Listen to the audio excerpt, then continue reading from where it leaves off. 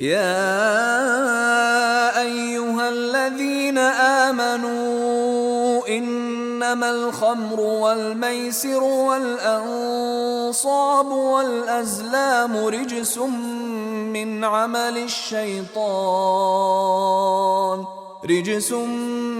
عمل الشيطان فاجتنبوه لعلكم تفلحون.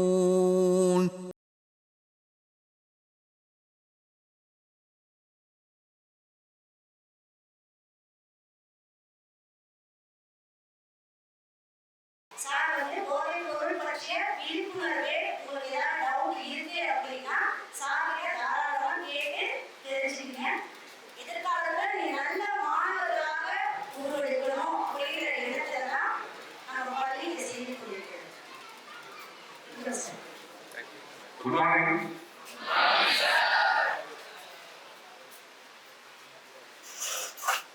உங்களோட ஏஜ்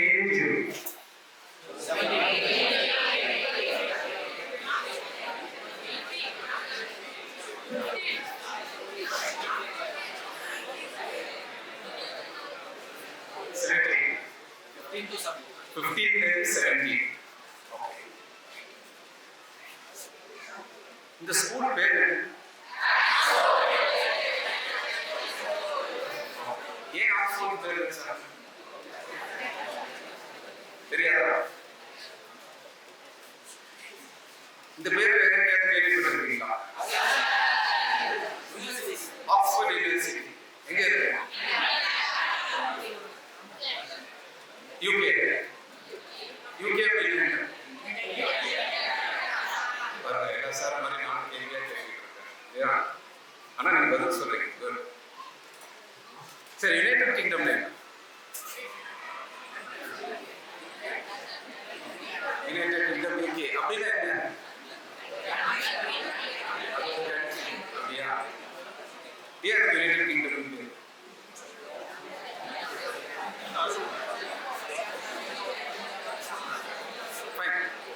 சரி, இப்போ நம்ம பார்க்க போறது அது இல்லை.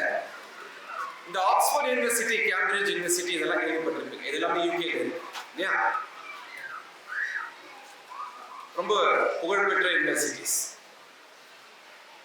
ஒரு 150 வருஷத்துக்கு முன்னாடி இந்த யூனிவர்சிட்டிஸ்ல 18 வயசு 19 வயசு ப்ரொஃபஸர்கள் இருந்தாங்க. ப்ரொஃபஸர் என்ன? ஆமா, ஸ்கூல்ல டீச் பண்ணா டீச்சர் சொல்லுவாங்க. இதே யூனிவர்சிட்டிஸ்ல காலேஜஸ்க்கு மேல யூனிவர்சிட்டிஸ்ல டீச் பண்ணும்போது ப்ரொஃபஸர் அப்படின்னு சொல்லுவாங்க. 18-19 வயசுல ப்ரொஃபஸர் இருக்கிறது ஒரு 150 வருஷத்துக்கு முன்னாடி நார்மலா இருந்துச்சு. 18-19 வயசுல என்ன? உங்க வயசு கொஞ்சம் டீனேஜ் ப்ரொஃபஸர்ஸ் இருந்தாங்க. இன்னைக்கு அந்த மாதிரி இருக்க முடியுமா? ஏன் முடியாது? அப்ப அவங்க படிக்காம வந்துட்டாங்க.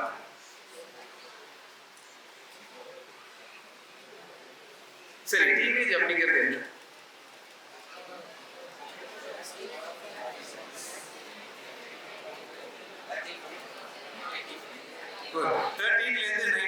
இது எல்லாமே டீன் முடியுது இல்லையா? 13, 14, 15 அதனால டீனேஜ் அப்படின்னு சொல்லுவாங்க. சைக்காலஜி ஆங்கிள் பார்த்தா இதுக்கு ஒரு பேர் உண்டு. அதாவது ரொம்ப காம்ப்ளிகேட்டடா இல்ல, சிம்பிளா இது வந்து அடலசன்ஸ் அப்படின்வாங்க. கேள்விப்பட்டிருக்கீங்களா? அடலசன்ஸ் அப்படின்னா என்ன?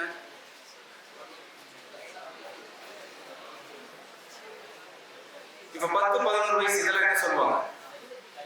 சைல்டு சொல்லுவாங்க. அப்படியா? ஓகே. 20-21 வயசுல அப்ப அடலசன்ஸ் அப்படிங்கிறது இது ரெண்டுத்துக்கு நடுவுல. இங்க சைல்டும் கிடையாது, அடல்ட்டும் கிடையாது. அப்படின்னு யார் சொன்னது?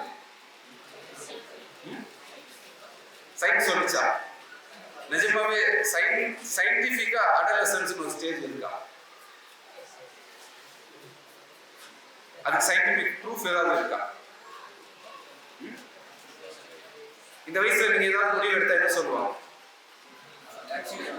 வீட்டுல, ஸ்கூல்ல, வெளியில என்ன சொல்லுவாங்க? இன்னும் மெச்சூரிட்டி இல்லை அப்படின்னு சொல்லுவாங்க. விளையாட்டு தரமா இருக்குன்னு சொல்லுவாங்க. இது முடிவு எடுத்தாலும் முடிவு எடுக்கலைன்னாலும் ரெண்டுத்துக்குமே அதான் சொல்லுவாங்க. நீங்களா சொந்தமா முடிவு எடுத்தா உனக்கு என்ன அதுக்குள்ள அவ்வளவு வயசு ஆயிடுச்சா அப்படின்னு கேட்பாங்க. சரி, முடிவே எடுக்கல அப்படின்னு என்ன கேட்பாங்க? இன்னும் குழந்தையாவே இருக்கிறியா அப்படின்வாங்க. அப்போ என்ன செய்ய வர்றாங்க? நம்மளை 2 கட்டான வைக்கிறேன். சரி, எந்த விஷயத்துல நம்மளா முடிவெடுக்கணும், எந்த விஷயத்துல அடுத்தவங்க முடிவுக்கு நம்ம கட்டுப்படணும் அப்படிங்கிறதுக்கு ஏதாவது ஒரு தெளிவான வரையறை இருக்கா? ஏதாவது ஃப்ரேம் ஒர்க் இருக்கா?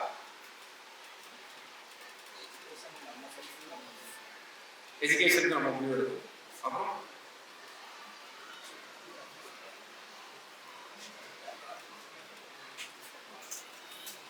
சரி, நம்ம இந்த ஹிஸ்டரி ஆரம்பிச்சோம் இல்லையா, 150 இயர்ஸ்க்கு முன்னாடி ஆக்ஸ்போர்ட் யூனிவர்சிட்டியில, கேம்பிரிட்ஜ் யூனிவர்சிட்டியில 18 வயசு 19 வயசு ப்ரொஃபஸர்கள் இருந்தாங்க அப்படின்னு பார்க்கணும்.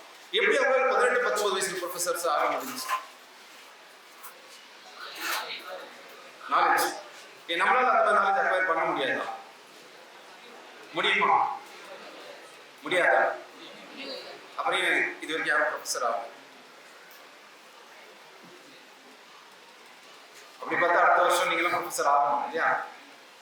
ஆயிடுவீங்களா? எப்படி நேராக கொண்டு போய் யூனிவர்சிட்டியில் டீச் பண்ண விட்டா டீச்சர் ஆகிடுவீங்களா? யூனிவர்சிட்டியில் டீச் பண்ண முடியுமா? முடியாது. ஏன் முடியாது? என்ன இப்போதான் ஸ்கூல் முடிக்கிறீங்க. யூனிவர்சிட்டியில் டீச் பண்ணணும் என்ன செய்யணும்? ஸ்கூல் முடிச்சு ஒரு டிகிரி வாங்கணும். ஒரு டிகிரி வாங்கினா போதுமா? அதுக்கு மேல மாஸ்டர்ஸ் ஒன்று வாங்கணும், போஸ்ட் கிராஜுவேஷன் ஒன்று செய்யணும் இல்லையா? அது வாங்கினா போதுமா? இல்ல, பிஹெச்டி முடிக்கணும் இல்லையா? அப்போ ஒரு பேச்சுலர்ஸ் டிகிரி, அப்புறம் மாஸ்டர்ஸ், அப்புறம் பிஹெச்டி. இதுக்கெல்லாம் எத்தனை வருஷம் ஆகும்? பேச்சுலர்ஸ் டிகிரி எத்தனை வருஷம்? 3 வருஷம் இருந்துச்சு. இந்த வருஷத்துல 4 வருஷம் மாத்துறாங்க. ஸோ ஒரு பிஏ பிஎஸ்சி முடிக்கிறதுக்கு 4 வருஷம் ஆகும். அல்லது பிஏ எடுக்கிறீங்க 4 வருஷம் ஆகும். அதுக்கப்புறம் மாஸ்டர்ஸ் ஒரு 2 வருஷம் ஆகும். அப்புறம் பிஹெச்டி மினிமம் 3 வருஷம் ஆகும். எத்தனை வருஷம் ஆச்சு? 9 வருஷம் ஆயிடுச்சு. இப்போ நீங்கள் +2 17 வயசுல முடிச்சிங்க அப்படின்னா இன்னொரு 9 வருஷத்துக்கு பிறகு தான் பிஹெச்டி முடிப்பீங்க. பிஹெச்டி முடித்த உடனே ப்ரொஃபஸர் ஆகிடலாமா? அதுக்கு ஒரு வழக்கம் போல் ஒரு நேஷனல் லெவலில் ஒரு என்ட்ரன்ஸ் எக்ஸாம் வந்து சொல்லுவாங்க. அதுக்கு குவாலிஃபை ஆகும். அப்போது எத்தனை வயசில் வருவீங்க ப்ரொஃபஸர்? ஒரு 26 27 வயசில் குவாலிஃபை ஆவீங்க. காலேஜுக்குள்ளே போன உடனே லெக்சர் வந்து கொடுப்பாங்க. சில வருஷம் போன பிறகு ரீடர் ஆகுங்க. அதுக்கப்புறம் ப்ரொஃபஸர் ஆகும். ப்ரொஃபஸர் ஆகும்போது எப்படி 40 வயசுக்கு மேலே. அப்புறம் 150 வருஷத்துக்கு முன்னாடி அவங்களாம் 18 வயசுல ப்ரொஃபஸர் ஆயிருக்காங்க. நம்ம மட்டும் எப்படி 40 வயசுல ப்ரொஃபஸர் ஆகும்?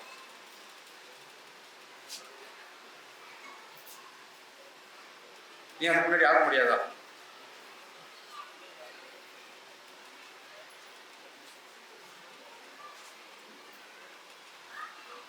சரி, இந்த ஸ்கூல் எத்தனை வருஷம்?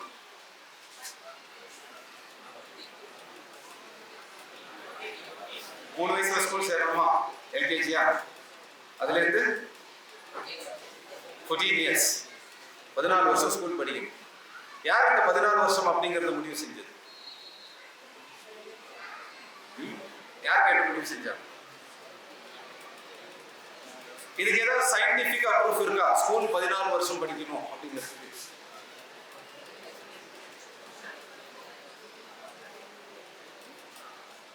சரி, பிசிக்ஸ் இந்த சப்ஜெக்ட் உங்களுக்கு எப்போ இன்ட்ரோடியூஸ் ஆச்சு?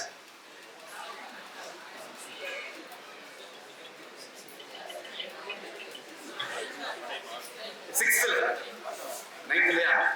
சரி, நான் படிக்கும் போது மெட்ரிகுலேஷன் ஒரு சிஸ்டம் இருந்துச்சு. 6th ஸ்டாண்டர்ட்லயே பிசிக்ஸ் தனியா, கெமிஸ்ட்ரி தனியா, பாட்னி தனியா, ஜுவாலஜி தனியா, ஒன்னொருக்கு தனித்தனி புக் வந்துடும். தனித்தனி எக்ஸாம் எழுதணும். 10th அதே மாதிரி தான் எழுதணும். அப்புறம் +1 +2 வரும்போதும் இதெல்லாம் தனி சப்ஜெக்ட்ஸாகவும் படிக்கலாம்.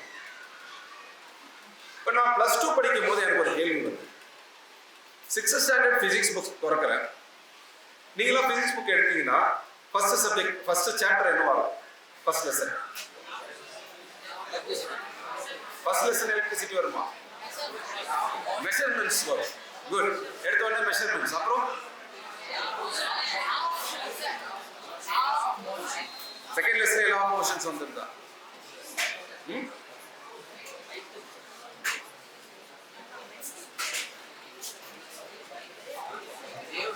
இது வரும்.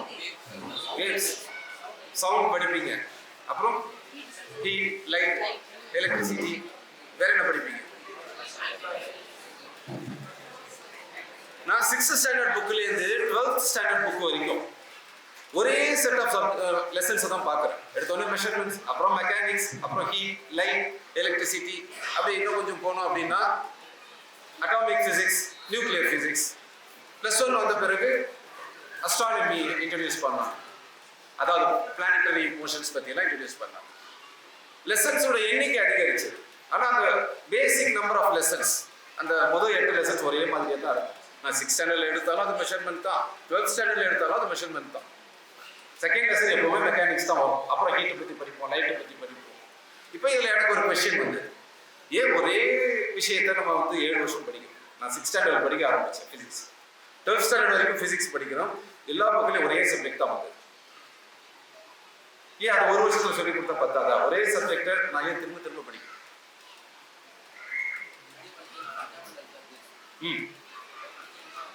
கொஞ்சம் அட்வான்ஸா படிக்கணும். சரி, ஃபண்டமெண்டல்ஸ் படிக்கிறதுக்கு எத்தனை வருஷம் தேவை? அட்வான்ஸா படிக்கிறதுக்கு எத்தனை வருஷம் தேவை?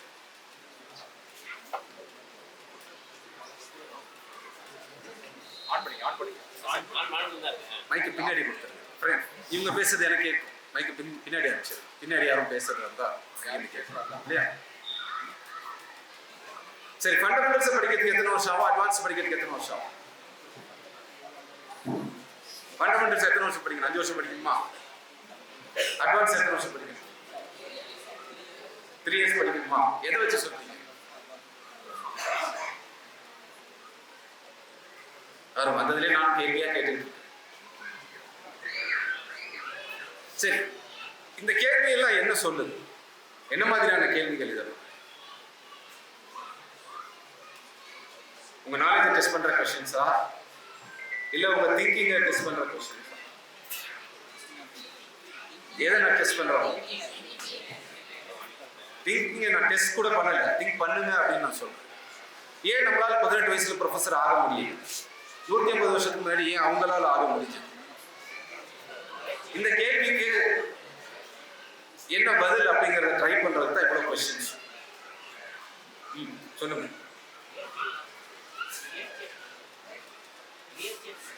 முயற்சி எடுக்கலையா? உட்கார்ந்து பேசுங்க, யாரும் எழுந்திருக்க வேண்டாம்.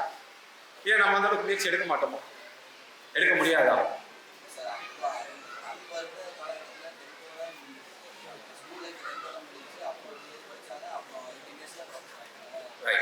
குட். அப்ப இருந்த காலகட்டத்தில் 10th முடிஞ்சிருச்சு. ஆக்சுவலா 10th அப்படிங்கிற ஒரு சிஸ்டம் அப்ப கிடையாது. இந்த 10th +2 இதெல்லாம் வந்து கடந்த ஒரு 100 வருஷத்துக்கு உருவாக்கப்பட்ட சிஸ்டம்ஸ்.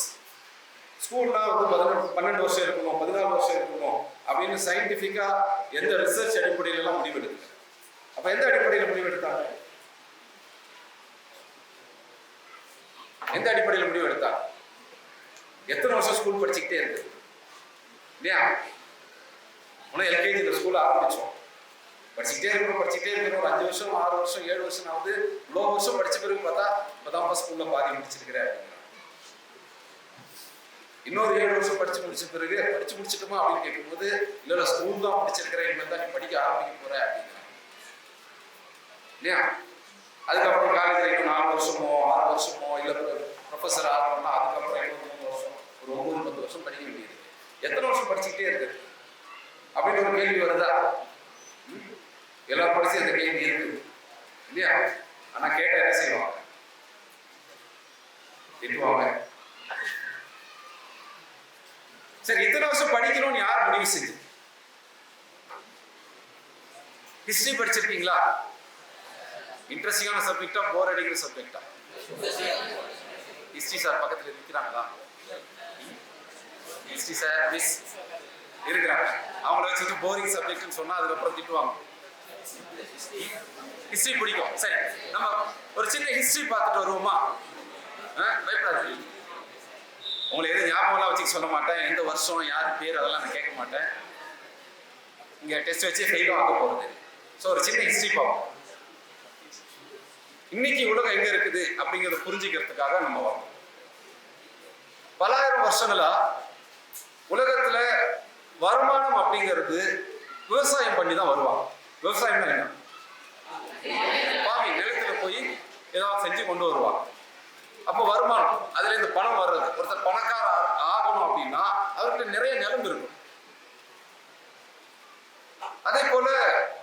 ஆட்சி அதிகாரம் ஒருத்தர் கையில வரணும்னா என்ன செய்யணும்? அவங்ககிட்ட நிறைய நிலம் இருக்கும். ஸோ யாருக்கிட்ட அதிகமான நிலம் இருந்ததோ, லேண்ட் இருந்ததோ, அவங்க தான் வெல்தியா, அவங்க தான் பணக்காரராக இருக்க முடியும். யாருக்கிட்ட அதிகமான லேண்ட் இருந்ததோ அவங்க தான் ஆட்சியாளராக வர முடியும், ரூலராக ஆக முடியும். அப்ப லேண்டு தான் ஒருத்தருடைய அந்த வெல்த், பவர், இது ரெண்டுத்தையுமே முடிவு பண்ணிச்சு. இது எந்த காலகட்டத்தில் அப்படின்னு பார்த்தோம்னா எல்லாருமே விவசாயிகளா இருந்த காலகட்டத்தில். இது அக்ராரியன் ஏஜ் அப்படின்னு சொல்லுவாங்க. அக்ராரியன் ஏஜ், அக்ரிகல்ச்சர் கேள்விப்பட்டிருக்கீங்க இல்லையா? அக்ரிகல்ச்சர் என்ன? அதான் விவசாயம் பண்றது, அந்த அக்ரிகல்ச்சர் அதுலேருந்து வர்றது அக்ராரியன் ஏஜ். ஸோ எந்த காலகட்டத்தில் பெரும்பாலான மக்கள் நிலத்துல போய் விவசாயம் செஞ்சுக்கிட்டு இருந்தாங்களோ, எந்த காலகட்டத்தில் நிறைய நிலம் இருக்கிறது தான் பணம் அப்படின்னு இருந்ததோ, எந்த காலகட்டத்தில் நிறைய நிலத்தை கண்ட்ரோல் பண்றவங்க தான் பவர்ஃபுல், அவங்க தான் ரூலர்ஸ், ஆட்சியாளர்கள் இருந்ததோ, அந்த காலகட்டத்துக்கு அக்ராரியன் ஏஜ் அப்படின்னு பேசு. அது ஒரு 9000-10,000 வருஷம் இருந்தது. அதுக்கப்புறம் இன்னைக்கு ஒரு 300 இயர்ஸ்க்கு அல்லது அதிகபட்சம் 400 இயர்ஸ்க்கு முன்னே ஃபேக்டரிஸ் நிறைய உருவாக ஆரம்பிச்சு. குறிப்பா யூரோப்ல ஃபேக்டரிஸ் நிறைய வர ஆரம்பிச்சது. ஃபேக்டரியில வேகமாக ப்ரொடியூஸ் பண்ணணும். ஒரு பெரிய மிஷின் இருக்கு அப்படின்னா அதை வச்சு ரொம்ப வேகமா தயாரிக்கலாம் இல்லையா? ஸ்பீட் அப்படிங்கிறது ஃபேக்டரிஸ்ல கிடைக்க ஆரம்பிச்சு. மெஷின்ஸ் நிறைய வந்ததனுடைய பெரிய அட்வான்டேஜ் என்ன? ஸ்பீட்.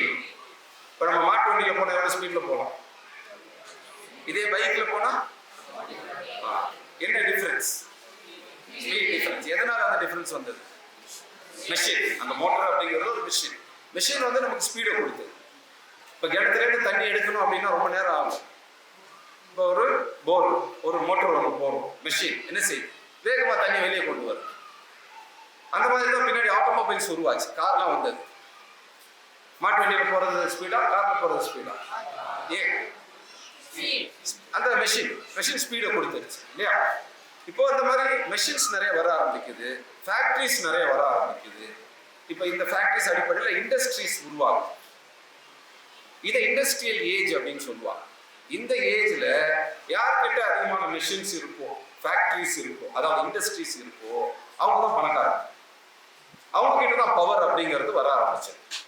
ஸோ எந்த நாடுகள்ல நிறைய ஃபேக்டரிஸ் இருந்ததோ, இண்டஸ்ட்ரியலைஸ்ட் கண்ட்ரிஸா எதெல்லாம் மாறிச்சோ, எந்த நாடுலாம் இண்டஸ்ட்ரீஸ் அதிகமாக ஆச்சோ, அந்த நாடுகள்லாம் பணக்கார நாடுகளாகவும் பவர்ஃபுல்லான நாடுகளாகவும் ஆச்சு.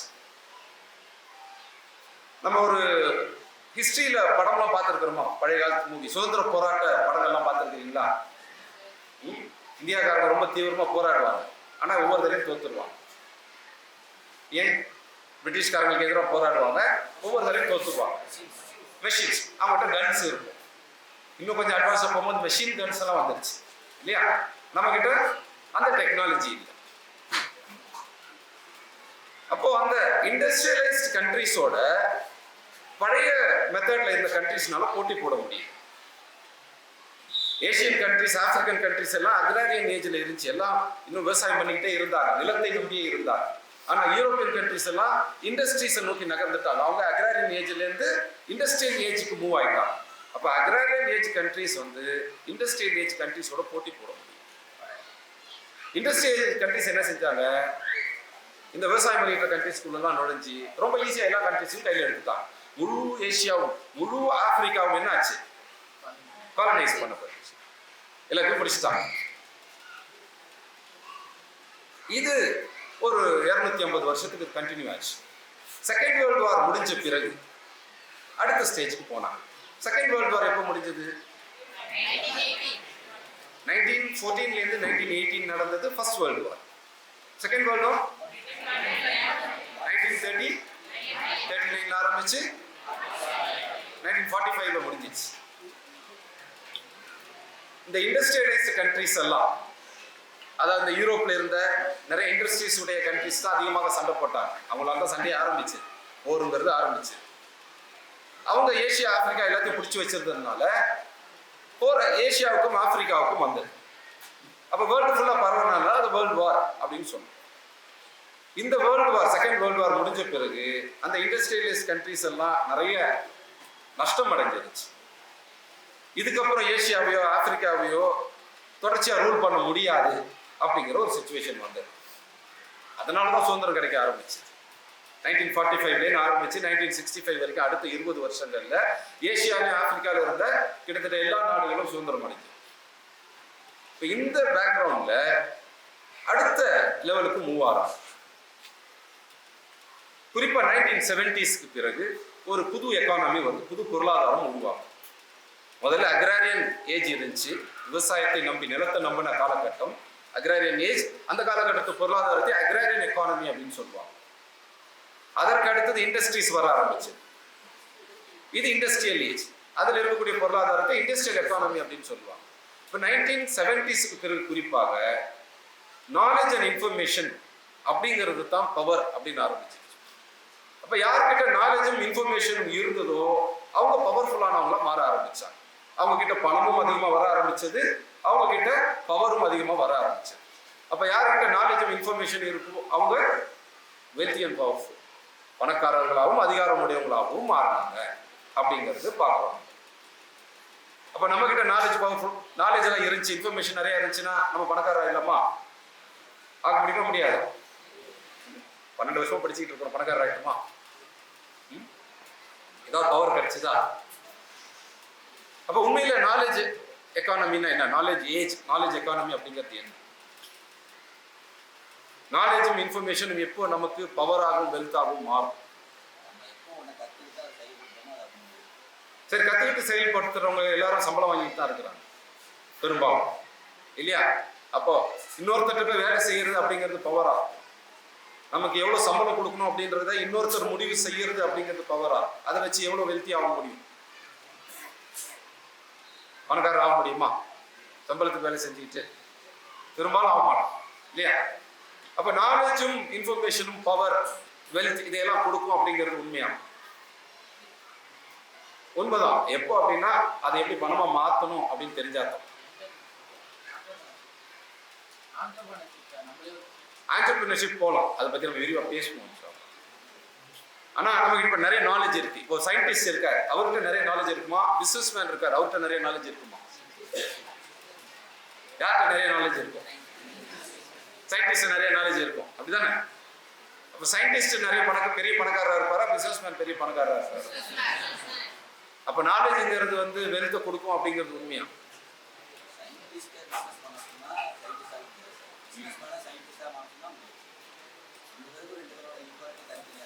தனித்தனியா இருக்கு, ஓகே.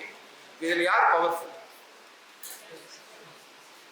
நாலேஜையும் இன்ஃபர்மேஷனும் யாரால கண்ட்ரோல் பண்ண முடியுமோ, யாரால அதை பணமா மாற்ற முடியுமோ அவங்க தான் பவர்ஃபுல். வெறும் நாலேஜ் வச்சுட்டு வந்து செய்யறதுக்கு இல்லையா? உங்ககிட்ட நிறைய நாலேஜ் இருக்கு, டிகிரி இருக்கு, சர்டிஃபிகேட் இருக்கு, உங்களுக்கு வேலை கொடுக்குறேன் அப்படின்னு சொல்லி ஒரு பிசினஸ் மேன் உங்களை வேலைக்கு வச்சுப்பார். உங்களை அவரால் கண்ட்ரோல் பண்ண முடியும். இது வந்து நாலேஜ் ஏஜ், இது இன்ஃபர்மேஷன் ஏஜ். இங்க நாலேஜும் இன்ஃபர்மேஷனும் தான் வெல்த்தையும் பவரையும் கொடுக்குது, பணத்தையும் அதிகாரத்தையும் கொடுக்குது. ஆனா அந்த நாலேஜ் எது, இன்ஃபர்மேஷன் எதுன்றது நமக்கு தெரியும். இப்போ எல்லாரும் பணக்காரர் ஆக விடாம தடுக்கிறதுக்குன்னு சொல்லி சில வழிமுறைகள் இருக்கு. எல்லாரும் பணக்காரர்களா ஆகக்கூடாது, எல்லாரும் அதிகாரம் உடையவங்களா ஆகக்கூடாது அப்படின்னு தடுக்கிறதுக்கு சில வழிமுறைகள் இருக்கு. அதுல முக்கியமானது ஸ்கூல். ஸ்கூல் என்ன செய்யும்?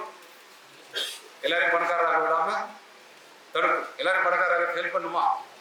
எல்லாருக்கும் வேலை கிடைக்கிறதுக்கு ஹெல்ப் பண்ணும். ஸ்கூல்ல ஒழுங்கா படிச்சுட்டு வந்தா எல்லாருக்கும் வேலை கிடைக்கும். ஆனா எல்லாரும் வசதி ஆகிடுவாங்களா? ஆக மாட்டாங்க.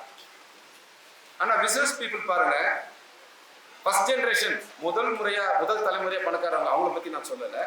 சில பேரை பார்க்கலாம், குடும்பமாக அவங்க காலமெல்லாம் பிசினஸ் பண்ணிக்கிட்டே இருப்பாங்க. அவங்க எல்லாம் கண்டினியூஸா தலைமுறையா பணக்காரங்களா இருப்பாங்க.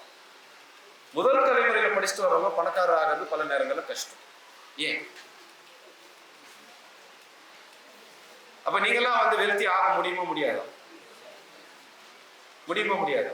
எப்படி ஆகி? அந்த நாலேஜ் நம்மகிட்ட இருக்கா? ஸ்கூல்லையும் காலேஜ்லயும் அந்த நாலேஜ் சொல்லி கொடுக்குறாங்களா? இல்ல. அப்ப எதுக்கு தான் ஸ்கூல்ல படிக்கிறேன்? நான் ஸ்கூல்ல உட்காந்து ஸ்கூல்ல நான் திட்டிட்டு இருக்கிறேன் அப்படின்னு சொல்லாமா? சரி, என்னுடைய தனிப்பட்ட அனுபவம் ஒன்று இருக்கு. எனக்கு 17 அல்லது 18 இருக்கும். பெரும்பாலும் +2 முடிச்ச உடனே அல்லது காலேஜ் ஆரம்பிக்கிறதுக்கு ஜஸ்ட் பிஃபோர், ரெண்டு ஒன்று தான் இல்லையா. என்னுடைய அப்பா கிட்ட பேசிக்கிட்டு இருக்கிறேன். எங்கள் அப்பா அண்ணாமலை யூனிவர்சிட்டியில் ப்ரொஃபஸர், அக்ரிகல்ச்சர் எக்கனாமிக்ஸ் டிபார்ட்மெண்ட்டுடைய ப்ரொஃபஸர், அந்த டிபார்ட்மெண்ட்டுடைய ஹெட், அக்ரி ஃபேக்கல்ட்டியுடைய டீனாக இருந்தார். இப்போ எங்கள் அப்பா கிட்ட நான் சொல்கிறேன், நான் பிஸ்னஸை பற்றி தெரிஞ்சுக்கணும் அப்படிங்கிறேன். எங்கள் அப்பா என்ன சொன்னாங்க, பாப்பா உனக்கு இந்த ஒரு டிகிரியை சூஸ் பண்ணியிருக்கிறேன், இந்த டிகிரி படி, அதுக்கு மேலே மாஸ்டர்ஸ் டிகிரி படி, அப்படியே பிஹெச்டி படி, சேஃபான ஒரு வாழ்க்கை கிடைக்கும், பிஸ்னஸ்லாம் நமக்கு வராது அப்படின்னா. எங்கள் அப்பா கிட்ட நான் கேள்வி கேட்டேன். அந்த வயசு வந்து கொஞ்சம் வேகமாக பேசுகிற வயசு இல்லையா. எங்கள் அப்பா கிட்ட கேள்வி கேட்குறேன், ஏன் பிஸ்னஸ்லாம் வராது? அப்பா சொல்கிறாங்க, இதெல்லாம் ஒரு குறிப்பிட்ட ஃபேமிலிகளுக்கு, குறிப்பிட்ட கம்யூனிட்டிஸ்க்கு தான் வரும் அப்படிங்கிறாங்க. குறிப்பிட்ட சமூகங்களுக்கு, குறிப்பிட்ட குடும்பங்களுக்கு தான் பிஸ்னஸ் எப்படி பண்ணணும் அப்படிங்கிறது தெரியும், அதெல்லாம் அவங்களுக்கு தான் வரும், நமக்கெல்லாம் வந்து தெரியாது, வராது அப்படிங்கிறாங்க. அப்போ நான் கொஞ்சம் துடுக்கா எங்கள் அப்பாட்ட அடுத்த கேள்வி கேட்குறேன், இதெல்லாம் என்ன ஜெனட்டிக்ஸில் வர்றதா? அப்பா கிட்டே இருந்து பிள்ளை, தாத்தா கிட்டே இருந்து அப்பா அப்படி வர்றதா பிஸ்னஸ் உடைய நாலேஜ்? அப்படி கிடையாது தானே. நீங்கள் சயின்ஸ் படித்தவங்க தானே, நீங்கள் இந்த மாதிரி பேசலாமா? அந்த ஃபேமிலிக்குள்ளே தான் வரும், அந்த கம்யூனிட்டிஸ்குள்ளே தான் அந்த நாலேஜ் இருக்குன்றது நீங்கள் பேசலாமா அப்படின்னு நான் கேட்குறேன். அப்போ எங்கள் அப்பா எனக்கு பதில் சொல்கிறாங்க, நான் சயின்ஸ் படிச்சு வந்தோம்ப்பா, நான் இது ஜெனட்டிக்கலாக வரும்லாம் நான் சொல்லலை. பிஸ்னஸ் அப்படிங்கிறது ஒரு டைப் ஆஃப் நாலேஜ், அதை ஸ்கூல்லையோ காலேஜ்லையோ கற்றுக் கொடுக்கறது இல்லை. ஸ்கூல்லையும் காலேஜ்லையும் எப்படி வேலைக்கு போகணும், எப்படி நல்ல ஒரு வேலையாளாக இருக்கணும், நல்ல எம்ப்ளாயாக எப்படி இருக்கணும் அப்படிங்கிறதுக்கு தான் தயார்படுத்துகிறாங்க. இது வேற சிஸ்டம், பிஸ்னஸ்ங்கிறது வேற ஒரு சிஸ்டம். அப்போ அந்த பிஸ்னஸ் சிஸ்டமுக்குரிய நாலேஜ் சிலருக்கு தெரியும், ஆனால் தெரிஞ்சவங்க அடுத்தவங்கள்ட்ட ஷேர் பண்ண மாட்டாங்க. ஒருத்தருக்கு தெரியுதுன்னா அவர் அவருடைய பிள்ளைக்கு சொல்லி தருவார். அந்த பிஸ்னஸ் பர்சன் என்ன செய்வார், அவருடைய பிள்ளைக்கு சொல்லி தருவார். ஆனால் கம்பெனியில் வேலை செய்கிறவங்களுக்குலாம் சொல்லி தர மாட்டார். இது நீ இந்த ஸ்கூல்லையோ காலேஜ்லையோ யூனிவர்சிட்டியில் போய் படிக்க முடியாது. அப்போ இந்த நாலேஜ் உனக்கு இல்லை. இந்த நாலேஜ் இல்லாமல் நீ பிஸ்னஸில் இறங்குற அப்படின்னா நீ பிஸ்னஸில் ஃபெயிலியர் ஆகிறதுக்கு தான் வாய்ப்பு அதிகம். இதான் எங்கள் அப்பா எனக்கு சொன்னார், நீ பிஸ்னஸில் ஃபெயிலியர் ஆகிறது தான் வாய்ப்பு அதிகம். யாருக்கு இந்த நாலேஜ் இருக்கோ அவங்களோட நீ போட்டி ஜெயிக்க முடியாது. ஏன்னா அவங்கள்ட்ட அந்த நாலேஜ் இருக்கு, உங்ககிட்ட அந்த நாலேஜ் கிடையாது. இது நாலேஜ் காம்படிஷன் தான். அவங்ககிட்ட அந்த நாலேஜ் இருக்கு, உங்ககிட்ட அந்த நாலேஜ் இல்லை. இந்த நாலேஜை ஸ்கூல்லையோ காலேஜ்லையோ சொல்லி தர்றது இல்லை. அப்போ நீ இதை கற்றுக்க முடியாது. அப்போ நம்மள சிலருக்கு ஒரு கேள்வி வரணும், அப்போ MBA ஒரு படிப்பு இருக்கே, கேள்விப்பட்டிருக்கீங்களா? MBA அப்படின்னா என்ன? Good, master of business administration. அதை படிச்சா பிசினஸ் தெரிஞ்சுக்க முடியாதா? இப்போ அதை வந்து காலேஜ்லாம் சொல்லி தர்றாங்களே, யூனிவர்சிட்டிலாம் சொல்லி தர்றாங்களே, தெரிஞ்சுக்க முடியுமா முடியாதா? அது பேர் பிசினஸ் அட்மினிஸ்ட்ரேஷன் தான். ஒரு பிசினஸ் எப்படி அட்மின் பண்றது.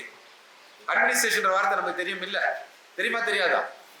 எல்லாருக்கும் தெரியும். வாட்ஸ்அப்பை தெரிஞ்ச எல்லாருக்கும் அட்மின்ங்கிற வார்த்தை தெரியும் இல்லையா? அட்மின்னா என்ன? ஒரு குரூப்பை கண்ட்ரோல் பண்றவர் தான் அட்மின் இல்லையா? அல்ல குரூப்பை ரன் பண்றவர் தான் அட்மின். பிசினஸ் அட்மினிஸ்ட்ரேஷன்ங்கிறது வந்து ஏற்கனவே யாராவது பிசினஸ் ஆரம்பிச்சு வச்சிருப்பாங்க, நம்ம அதை வந்து மேனேஜ் பண்ணணும், ரன் பண்ணணும். அதுதான் பிசினஸை எப்படி ஆரம்பிக்கிறது அப்படின்ற சொல்லி தர்றது MBA கிடையாது. ஏற்கனவே ஆரம்பிச்சு வச்ச பிசினஸை எப்படி ரன் பண்றதுன்னு சொல்லி தர்றது தான் MBA. அப்ப MBA படிச்சுட்டு போனாலும் நம்மளால ஒரு புது பிசினஸை உருவாக்க முடியாது. இருக்கிற பிசினஸை என்ன செய்யலாம்? ரன் பண்ணலாம், சக்சஸ்ஃபுல்லா ரன் பண்ணலாம், அல்லது அந்த பிசினஸை ஃபெயிலியராகவும் ஆகும். அப்படிதானே? அப்ப அந்த சிஸ்டம் வேற. அப்ப நம்ம ஸ்கூல் சிஸ்டம், காலேஜ் சிஸ்டம்ங்கிறது எதை நமக்கு சொல்லி தருது? நல்ல எம்ப்ளாயா இருக்கிறதுக்கு. யாராவது பிசினஸ் ஆரம்பிச்சா அந்த பிசினஸ்ல போய் ஒழுங்கா வேலை செய்யறது எப்படி, அந்த பிசினஸ்ல இந்தந்த வேலையெல்லாம் இருக்குது, இதுக்காக நீங்க படிச்சுட்டு வந்தீங்கன்னா பிசினஸ்ல உங்களுக்கு இந்த வேலை கிடைக்கும்.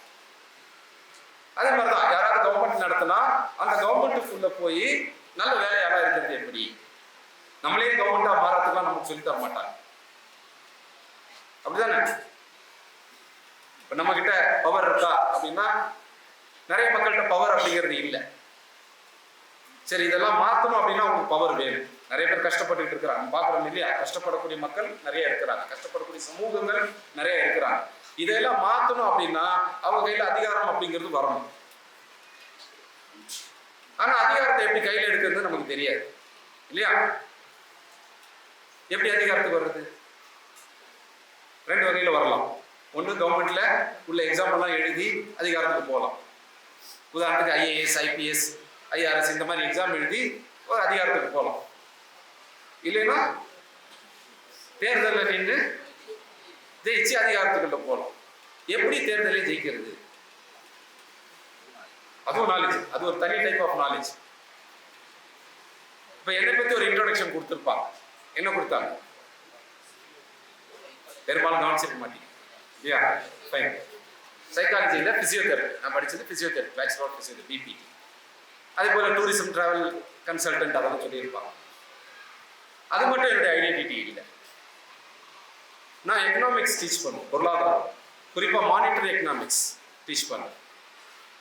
அப்படின்னா என்ன அப்படிங்கிறத நம்ம பார்ப்போம் இன்ஷா அல்லாஹ். அதே போல நான் மார்க்கெட்டிங் ஃபீல்ட்லையும் இருக்கிறேன். மார்க்கெட்டிங் டீச் பண்ணுவேன், ட்ரெயின் பண்ணுவேன். நானே ஆக்சுவலாக வந்து மார்க்கெட்டிங் பண்ணுவேன். குறிப்பாக என்ன வகையான மார்க்கெட்டிங்கில் நான் இருக்கிறேன் அப்படின்னா பொலிட்டிக்கல் மார்க்கெட்டிங்கில் இருக்கிறேன். பொலிட்டிக்கல் மார்க்கெட்டிங் அப்படின்னா good question. What is mean by political marketing அப்படின்னு கேட்குறாங்க. பொலிட்டிக்கல் மார்க்கெட்டிங்னா என்ன?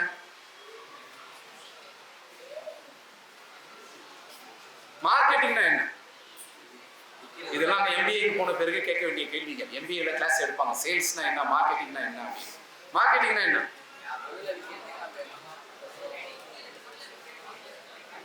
சரி, நீங்க ஒரு கடை வச்சிருக்கிறீங்க. இந்த கடையை வச்சு சொல்லுங்க, மார்க்கெட்டிங்னா என்ன? ரைட். இப்போ இந்த பாட்டில் விற்கிறதுக்கு சொல்றதுக்கு பேர் மார்க்கெட்டிங்கா? அப்ப சேல்ஸ்னா என்ன? சரி, நீங்க ஒரு கடை வச்சிருக்கிறீங்க. உங்க கடைக்குள்ள யாராவது வந்தாதான் அதுக்கு பிறகு சேல்ஸ்ங்கிறது நடக்கும்.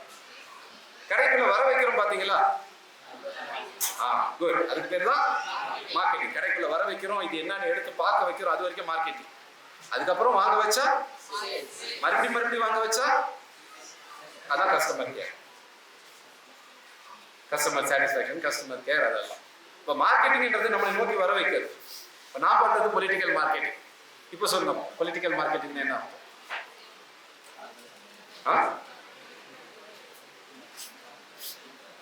சரி, இன்னும் கொஞ்சம் புரியுற மாதிரி பேசும். இப்போ உங்களில் யாரோ ஒருத்தர் எலெக்ஷன்ல நிற்கணும்னு முடிவு பண்றீங்க. முடிவு பண்ண போறீங்களா? அதெல்லாம் முடியாது. யாரோ ஒருத்தர் முடிவு பண்றீங்கன்னு வச்சுக்குவோம். ஆனா உங்களுக்கு பொலிட்டிக்கல் பேக்ரவுண்டே கிடையாது. நீங்க அரசியல்வாதியா குடும்பத்திலேருந்து வரல, உங்களுக்கு பெரிய செல்வாக்கெல்லாம் கிடையாது. ஆனா இப்போ உங்களை நாங்கள் ஜெயிக்க வைக்கணும். அப்போ முதல்ல உங்களை மக்கள்கிட்ட பிரபலமாகும் இல்லையா? மக்கள்கிட்ட உங்களை அறிமுகப்படுத்தணும், உங்களை வந்து பாப்புலர் ஆக்கணும், மக்கள் எல்லாம் வந்து உங்களை ஒரு லீடர் அப்படின்னு அக்செப்ட் பண்ணணும், உங்களுக்கு ஓட்டு போட்டா என்ன போடலாமே அப்படின்னு ஒரு யோசனையை வர வைக்கணும். இதெல்லாம் தான் பொலிட்டிக்கல் மார்க்கெட். நான் செய்யக்கூடிய ஒர்க்கில் ஒரு முக்கியமான ஒர்க், அது மட்டுமே என்னுடைய ஒர்க் கிடையாது, ஒரு முக்கியமான ஒர்க் பொலிட்டிக்கல் மார்க்கெட். போன பார்லிமெண்ட்ரி எலெக்ஷன்ல அந்த மாதிரி 40 தொகுதிகளுக்கு இப்போ செஞ்சிருக்கு. அப்படின்னா நான் யார்? அரசியல்வாதியா? சரி, நம்ம எடுத்த டாபிக் என்ன? நான் என்ன டாபிக் பேசுன்னு சொன்னாங்க? நான் ஆரம்பிச்ச டாபிக் அது. 18 வயசுல ப்ரொஃபஸர் ஆறாங்க. நான் என்ன தலைப்பில் பேச போறேன்னு சொன்னாங்க? போதைப் பொருள் விழிப்புணர்வு. அந்த அதுக்கு இவ்வளவு நேரம் நான் பேசுறதுக்கு ஏதாவது தொடர்பு இருக்கா? இருக்கு.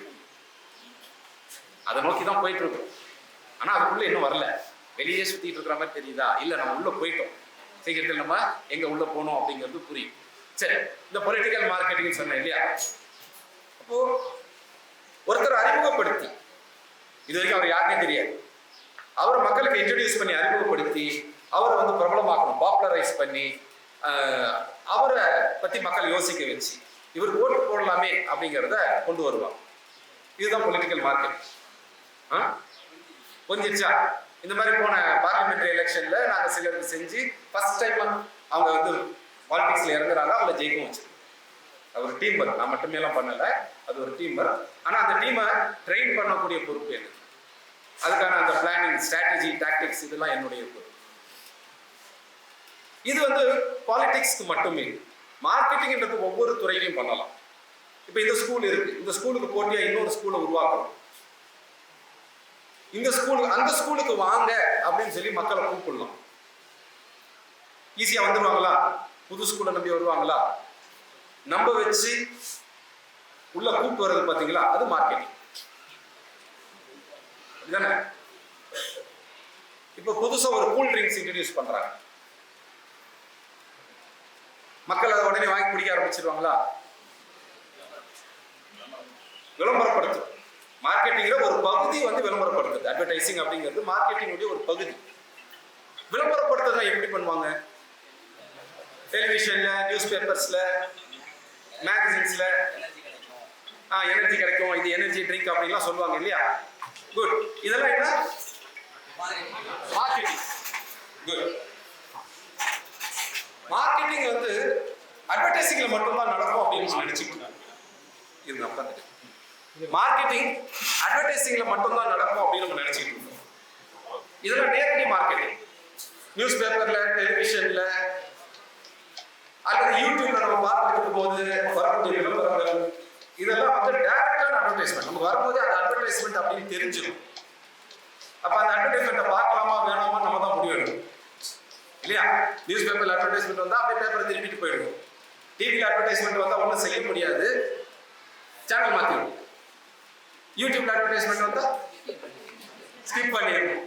10 செகண்ட் 5 செகண்ட் முடிஞ்சோடனே ஸ்கிப் பண்ணிட்டு போயிட்டு இல்லையா?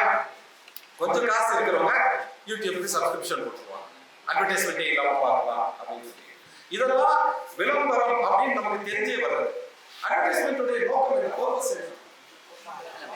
எல்லாம் மார்க்கெட்டிங்குடைய பர்பஸ். மார்க்கெட்டிங் வந்து அட்வர்டைஸ்மெண்ட் வருது. எல்லாம் மார்க்கெட்டிங்குடைய பர்பஸ் என்ன? சேல்ஸ் தான். அங்க கன்வின்ஸ் பண்றது தான். இப்ப நான் பொலிட்டிக்கல் மார்க்கெட்டிங் பண்றேன்னு சொன்னேன் இல்லையா? அப்ப அதோடைய நோக்கம் என்ன? பர்பஸ் என்ன? மக்கள் ஒரு நோக்கி வரவேற்கிறது, ஒருத்தர் ஏற்று வைக்கிறது, அவர் ஓட்டு போட வைக்கிறது, அவர் ஜெயிக்க வைக்கிறது. இதுதான் மார்க்கெட்டிங். இந்த மார்க்கெட்டிங்ன்றது நமக்கு அட்வர்டைசிங் வழியா நடக்குது அப்படிங்கிறத நம்ம பார்த்தோம் இல்லையா? இப்ப சில நேரங்கள்ல அட்வர்டைசிங் நடக்கும், ஆனா அது அட்வர்டைசிங்னே நமக்கு தெரியாது. மார்க்கெட்டிங் நடக்கும், மார்க்கெட்டிங் அப்படின்னே நமக்கு தெரியாது. சரி, அதுக்கு உதாரணம் பார்க்கறதுக்கு முன்னாடி கடைசியா மார்க்கெட்டிங்கை பத்தி ஒரு கொஸ்டின். அப்ப உண்மையில மார்க்கெட்டிங்ன்றது நமக்கு என்ன செய்யுது? நம்மளை மேனிபுலேட் பண்ணுது. எக்ஸாக்ட் சரியான வார்த்தை. நம்மளை மேனிபுலேட் பண்ணுது. அவங்களுக்கு ஏற்ற மாதிரி நம்மளை வளைக்கிறது, திரும்புது. அவங்க இதை வாங்க வைக்கணும்னு முடிவு செய்யறாங்க. அதுக்காக தான் மார்க்கெட்டிங்ல இவ்வளவு விஷயங்களை செய்யறாங்க. நம்மளை கன்வின்ஸ் பண்ணிடு. நம்ம ஒத்துக்கலைனாலும் எப்படியாவது பிரெயின் வாஷ் பண்ணிடு. மார்க்கெட்டிங்ன்றது ஆக்சுவலா பிரெயின் வாஷ் தான் இல்லையா? எப்படியாவது வாங்க வச்சு இந்த பைக்கு இந்த ஒரு இமேஜ், இந்த சோப்புக்கு இந்த ஒரு இமேஜ், இந்த டியோடரண்ட் பாடி ஸ்ப்ரே. இப்ப ஆண்களுக்கு பாடி ஸ்ப்ரேனா அந்த விளம்பரத்தில் யார் வருவாங்க? பெண்கள் தான் வருவாங்க இல்லையா? ஒரு ஆண் காண்பிப்பாங்க, ஒரு பாடி ஸ்ப்ரே போட்டோம்னா என்ன நடக்கும்? அவர்களுக்கு எல்லா பெண்களும் வரா மாதிரி. அப்ப ஆண்களை வந்து எப்படி பிரெயின் வாஷ் பண்றாங்க? இந்த பாடி ஸ்ப்ரே போட்டா உங்களை தேடி பெண்கள்லாம் வருவாங்க, இந்த சோப்பு யூஸ் பண்ணா இப்படி நடக்கும் இல்லையா? பெண்களும் அதே மாதிரி தான். பெண்கள் நோக்கி ஆண்கள் வர மாதிரியா அட்வர்டைஸ்மெண்ட் பார்த்துருக்கீங்களா? பெண்களுக்காக பார்க்கறீங்க. ஆண்களுக்கு தான் பெண்கள் தனி நோக்கி வரணும் அப்படிங்கிற ஆசையெல்லாம் இருக்கும். அதுக்குதான் வந்து இந்த பவுடர் போட்டுக்கலாமா, இந்த பாடி ஸ்ப்ரே போட்டுக்கலாமா, இந்த பர்ஃப்யூம் போட்டுக்கலாமா அப்படின்லாம் யோசிப்பாங்க. பெண்களுக்கு வந்து ஆண்கள் தங்களை நோக்கி வரணும்னா வந்து யோசனை கிடையாது, எப்படி தானே வந்துருவாங்க இல்லையா? பெண்களுக்கு யார் காம்படிஷன் அப்படின்னா மற்ற பெண்கள் தான் காம்படிஷன். அதனால பெண்களுக்கான அட்வர்டைஸ்மெண்ட் எப்படி இருக்கும்னு பாருங்க. பெண்களோட போட்டி போடுற மாதிரி தான் இருக்கும். இந்த கிரீமை தடவுனீங்கன்னா நீங்க அவங்களோட வெள்ளையாயிடுவீங்க இல்லையா? இந்த ஷாம்பு போட்டீங்கன்னா அவங்களோட உங்க தலைமுடி நல்லா அடர்த்தியா இருக்கும். அப்ப பெண்களுக்கான அட்வர்டைஸ்மெண்ட் பாத்தீங்கன்னா அதுல ஆண்களுக்கு சம்மந்தமே இருக்காது. மற்ற பெண்களோட காம்படிஷன், அவங்களோட நீங்க பெட்டரா இருப்பீங்க அப்படின்னு தான். அப்ப மார்க்கெட்டிங் ஒவ்வொருத்தருக்கும் ஒரு மாதிரி நடக்கும், வயசுக்கு ஏற்ற மாதிரி நடக்கும். சின்ன பிள்ளைங்களுக்கு சின்ன பிள்ளைங்கன்னா உங்களையெல்லாம் சொல்லலை, நீங்களாம் சின்ன பிள்ளைங்க கிடையாது. ஆக்சுவலா இன்னும் அந்த டாபிக் வரல. ஒரு 6 வயசு 7 வயசு இந்த பிள்ளைங்களுக்கு எல்லாம் அட்வர்டைஸ்மெண்ட் வரும்போது என்ன மாதிரி டாய்ஸ், அப்புறம் கலர்ஃபுல்லா இருக்கும், அட்ராக்டிவா இருக்கும். ஆனா இது எல்லாமே ஏதோ ஒரு எமோஷன் வரும், ஒரு எமோஷனல் அட்டாச்மெண்ட், உணர்வு ரீதியான ஒரு அட்டாச்மெண்ட். அதுதான் மார்க்கெட்டிங் ட்ரை பண்ணுவோம். அது சின்னவங்களா இருந்தாலும் பெரியவங்களா இருந்தாலும் ட்ரை பண்ணுவோம். குறிப்பா எந்த அளவுக்கு சின்ன வயசா இருக்கோ அந்த அளவுக்கு எமோஷனலா கனெக்ட் பண்ண ட்ரை பண்ணுவோம். மார்க்கெட்டிங்ல புத்தியை யூஸ் பண்ண வைக்கிறத விட உணர்வுகளை, உங்களோட எமோஷன்ஸை யூஸ் பண்ண வைக்கிறதுக்கு தான் அதிகமா ட்ரை பண்ணுவோம். இந்த கலர் இந்த எமோஷனை கொடுக்கும் அப்படின்னு சொல்லி சைக்காலஜிக்கல நிறைய ஸ்டடிஸ். ரெட் கலர் பார்த்தவங்களுக்கு என்ன தோணும்? அட்ராக்ஷன். ரெட்ங்கிறது ஒரு எக்ஸைட்மெண்ட், ரெட்ங்கிறது அட்ராக்ஷன். ப்ளூ காம்னஸ், அமைதி கொடுக்கும். இப்போ யாரும் உங்களை நம்பணும் அப்படின்னு நினைச்சீங்கன்னா ஒரு அழகான லைட்டான ஒரு ப்ளூ, இது நம்பிக்கை ஏற்படுத்துறதுக்கான கலர். அப்பலாம் எக்ஸைட் ஆகணும். கோகோ கோலா என்ன கலர்? ரெட் இல்லையா? இந்த எனர்ஜி ட்ரிங்க் எல்லாம் வருது, அதுக்கெல்லாம் பெரும்பாலும் என்ன கலர் கொண்டு வரும்? ரெட். ஏன்னா அந்த கலருடைய தன்மை, அந்த கலருக்கு அந்த கலர் பார்த்தா நமக்கு இந்த ரியாக்ஷன் வரும் மனசுக்குள்ள. இதெல்லாம் ரிசர்ச் பண்ணி வச்சிருக்கிறாங்க. இப்போ சோசியல் மீடியா இருக்கு. சோசியல் மீடியா என்ன? இன்ஸ்டாகிராம், வாட்ஸ்அப், ஃபேஸ்புக், ட்விட்டர், இந்த மாதிரி நிறைய இருக்கு. இதெல்லாம் சோசியல் மீடியான்னு சொல்லுவாங்க. சோசியல் மீடியா உள்ள போனா, உதாரணத்துக்கு இன்ஸ்டாகிராம் உள்ள போனா எவ்வளவு நேரத்துல வெளியே வருவீங்க? யாரா போன் கொடுத்தா தான் வெளியே வருவீங்க இல்லையா? அது பாட்டு இருக்கும், நம்ம சும்மா கொஞ்ச நேரம் பார்க்கலாம் அப்படின்னு தான் எடுப்போம். அந்த கொஞ்ச நேரம்ங்கிறது கொஞ்ச நேரம் ரொம்ப நேரம் போயிட்டே இருக்கும் இல்லையா? ஏன் அதை விட்டு வெளியே வர முடியும்? அடிக்ஷன் உருவாக்குறாங்க.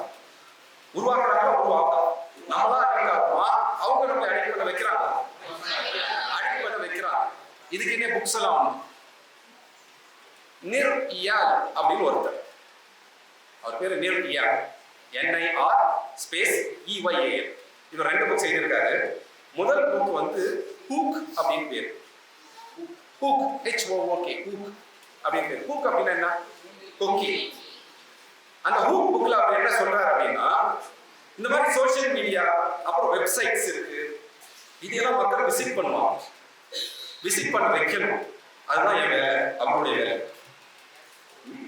உள்ள வந்துட்டவங்க அந்த வெப்சைட்டை வெளியே போக கூடாது, அந்த சோசியல் மீடியா ஆப்பை விட்டு வெளியே போக கூடாது. இதை செய்யறதுக்கு வேலை. அதுதான் நாங்க வந்து ஒரு சோசியல் மீடியா ஆப் இன்ஸ்டாகிராம பில்ட் பண்ணும் போதே நிறைய ஹூக்குகளோட தான் பில்ட் பண்ணுவோம். நீங்க உள்ள வரவங்க அந்த ஹூக்ல மாட்டுவீங்க. ஹூக்குன்றது என்ன? கொக்கி. இப்ப மீன் பிடிக்கிறதுக்கெல்லாம் ஹூக் யூஸ் பண்ணுவாங்க. மீன் கொக்கியில வாங்கிச்சுன்னா அவ்வளவுதான் மாட்டிக்கும். அவங்க கிட்ட மீன் போயிடும். யார் தொண்டில் போட்டிருக்காங்களோ, ஹூக் போட்டிருக்காங்களோ அவங்க மீன் போயிடும். ஒவ்வொரு சோசியல் மீடியாவும் பல ஹூக்குகளோடு தான் வரும். ஒவ்வொரு சோசியல் மீடியாவும் பல ஹூக்குகளோடு தான் வருது. அதனாலதான் சோசியல் மீடியா உள்ள போயிட்டீங்க அப்படின்னா வெளியே வர முடியும். உங்களை அடிக்ட் பண்றதுக்கு ஏற்ற மாதிரி தான் பில்ட் பண்ணியிருப்பான். இந்த கலர், இந்த லுக், அந்த மாதிரி எல்லாம் கொண்டு வந்திருப்பாங்க. இந்த மாதிரி நிறைய புக்ஸ் இருக்கு. இது வந்து டீடைல் ஸ்டடி. அந்த ஹூக் அப்படிங்கிற புக்கை நான் படிச்சிருக்கேன். எனக்கு தனியாக பர்சனல் லைப்ரரி வச்சிருக்கிறேன். மார்க்கெட்டிங்ல நிறைய டீடைல் ஸ்டடிஸ் புக் இருக்கு. அந்த ஹூக் புக் எழுதி ஒரு 4 வருஷம் கழிச்சு அவர் அடுத்த புக் எழுதுறாரு. அந்த புக் பேர் என்ன தெரியுமா? இன்டிஸ்ட்ராக்டபிள். இன்டிஸ்ட்ராக்டபிள். டிஸ்ட்ராக்ஷன், இந்த வார்த்தை கேள்விப்பட்டிருக்கீங்களா? கவனம். டிஸ்ட்ராக்ஷன் அப்படின்னா கவனத்தை சிதற வைக்கிறது. அட்டென்ஷன், ஃபோக்கஸ் அப்படிங்கிறது கவனமா இருக்குது. அட்டென்ஷன் ஆப்போசிட் டிஸ்ட்ராக்ஷன் இல்லையா? கரெக்டா? நாங்க இல்ல NCCலாம் அட்டென்ஷன் சொன்னா ஸ்டாட்டிஸ்டிக்ஸ் தான் சொல்லுவாங்க, டிஸ்ட்ராக்ஷன் சொல்லுவாங்க. ரைட். கவனம், அந்த ஃபோக்கஸ்ங்கற குணத்தை பார்த்தா அட்டென்ஷனுக்கு ஆப்போசிட் டிஸ்ட்ராக்ஷன். டிஸ்ட்ராக்ஷன் என்ன? நம்ம கவனம் சிதறிட்டே இருக்குது.